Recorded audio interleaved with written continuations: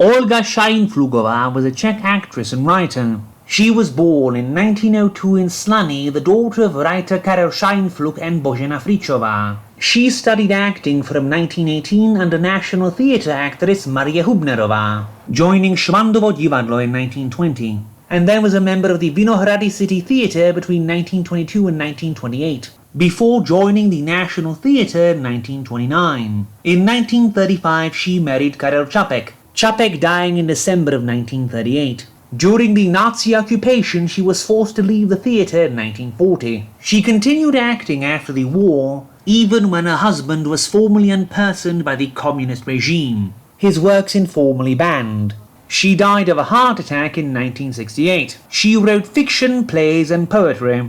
We will cover a novella of hers which was only ever published in magazine form a single time, her 1945 Acheiros. The novella was written directly after World War II, and begins in the obscure village of Moor, where a German woman in the Vogel homestead gives birth to twins who are born without arms. We initially focus on the Vogels, their twin sons, and the worry of their father for their future life. His plans for showing them off as freaks for money, as they cannot be expected to sow or reap without arms, being ruined when a woman in a nearby village dies giving birth to a girl without arms. Then we learn from a local doctor that children are being born like this all over the world. So the Vogels' hopes for their sons are dashed by the growing ubiquity, and then they stop appearing in the story entirely. We learn all children everywhere are now born only without arms. And here is a major issue with the novella. Scheinpflugová assumes people born without arms are completely incapable of taking care of themselves. She says that with literally millions of armless children born all over the world, the only thing a very small fraction of them ever learn to do is to paint with their feet, requiring daily all-day assistance with feeding, clothing, bathing, etc. I firmly believe she had never seen an actual person born without arms, or someone who had lost them,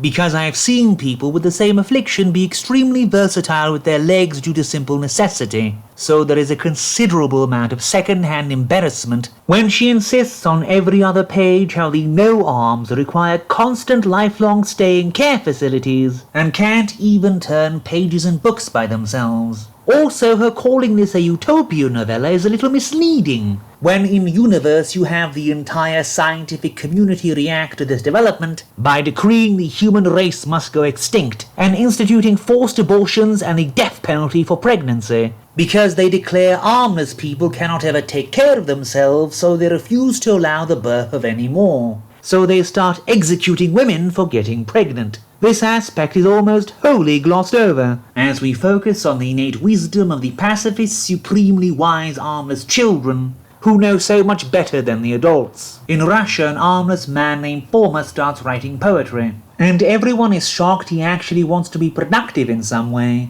versus spending his whole life in philosophical navel-gazing about how he is so much purer than the common, vulgar, weak, licentious crowd. Foma's carer Maria, only a year older than himself, helps him write down his poetry, falls in love with him, and gets pregnant, having to hide during her pregnancy to not be put to death. Then she gives birth to a child with arms, so the government decides not to kill her.